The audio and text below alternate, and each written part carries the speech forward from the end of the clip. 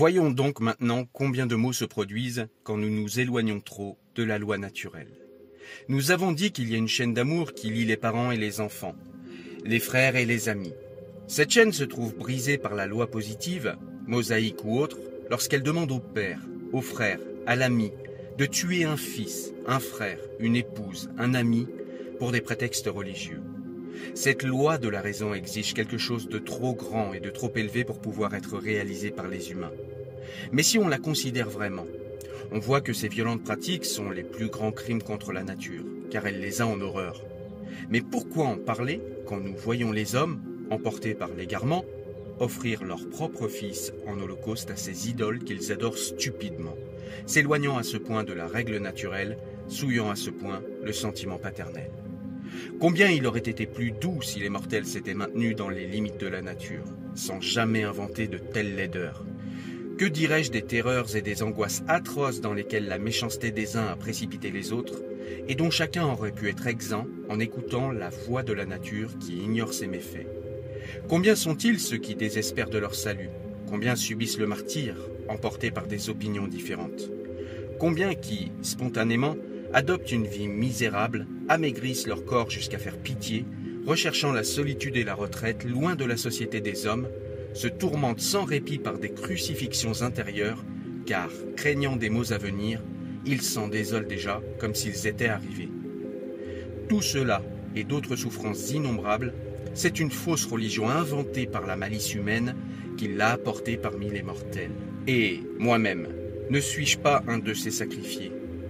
Moi qui ai été trompé par cette espèce d'imposteur, perdu par la confiance que je leur accordais. Je parle d'expérience. Mais, arguez-vous, vous, les religieux, s'il n'y avait pas d'autre loi que la loi naturelle, si les hommes n'avaient pas foi dans l'existence d'une autre vie, et s'ils ne craignaient pas les peines éternelles, qu'est-ce qui les empêcherait de faire le mal? Mais c'est vous qui avez forgé pareille chimère, et cela cache peut-être autre chose. Il est à craindre en effet que, par intérêt, vous ne vouliez charger les autres d'un fardeau.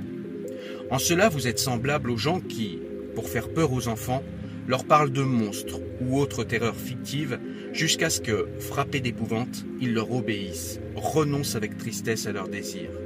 Mais cela ne sert que tant que l'enfant reste enfant. Quand s'ouvre l'œil de l'intelligence, la tromperie le fait rire et c'en est fini de la frayeur que suscitent les monstres. Vos histoires ne sont pas moins risibles et ne peuvent troubler que les âmes infantiles ou des faibles d'esprit. Mais les autres, les gens raisonnables, qui vous ont pratiqué, vous riez au nez. Je renonce maintenant à discuter la légitimité de cette fraude, puisque vous-même, fabricant d'épouvantail, vous avez admis dans votre droit qu'on ne saurait faire le mal pour obtenir le bien. À moins que vous ne comptiez pas comme péché de mentir au grand préjudice d'autrui, au risque d'égarer les crédules. S'il y avait en vous l'ombre de la moindre vraie religion ou crainte de Dieu, il est hors de doute que vous auriez à trembler. Vous qui avez répandu les maux sur toute la surface de la terre, qui avez excité tant de dissentiments entre les hommes, qui avez fondé tant d'injustice et d'impiété, à tel point que vous n'avez pas hésité devant le sacrilège d'inciter les pères à nuire à leur descendance et les fils à leur père. Je désirerais savoir de vous une seule chose.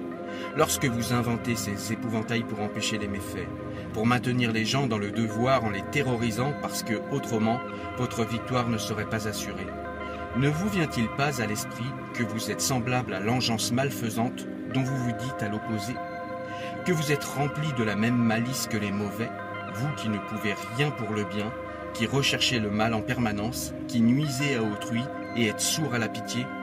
Mais je vous vois déjà vous mettre en colère contre moi, coupable d'avoir osé vous poser cette question. Je vous vois défendre ardemment l'intégrité de vos faits et gestes. Chacun d'entre vous se déclare pieux, miséricordieux, amoureux de la vérité et de la justice. Or, de deux choses l'une.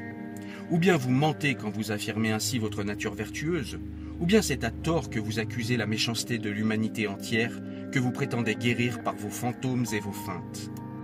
Vous outragez Dieu quand vous le présentez aux hommes sous les traits du plus cruel bourreau, du tortionnaire le plus atroce, et vous outragez les hommes quand vous leur dites qu'ils sont nés, selon vous, pour la plus déplorable misère, comme si les peines et les tristesses que chacun rencontre sur le chemin de la vie ne suffisaient pas.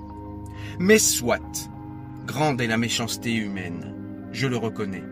Et vous-même me servez de preuve, car il faut être mauvais comme vous pour agiter de telles fables. Cherchez donc des remèdes vraiment efficaces qui extirpent en une seule fois de l'être humain cette maladie sans trop de souffrance. Et renoncez aux épouvantes qui n'ont de force que sur les enfants et les faibles d'esprit. Ou alors, si les humains sont inguérissables, laissez donc les mensonges et ne promettez pas, en médecins ignorants, la santé que vous ne pouvez donner. Contentez-vous de faire régner parmi vous les lois justes et raisonnables, de distinguer les bons par des récompenses, d'infliger aux méchants les punitions méritées. Que ceux qui pâtissent de la violence soient libérés par vous, qu'ils ne crient pas que la justice n'est pas accomplie sur la terre, qu'il n'y a personne qui arrache le faible aux griffes du fort. En vérité, si les hommes voulaient suivre la voie droite de la raison et vivre d'après la nature, tous s'accorderaient entre eux et tous auraient de la compassion pour les douleurs des autres. Chacun soulagerait autant que possible son prochain dans le malheur, ou du moins personne n'y laisserait gratuitement son semblable.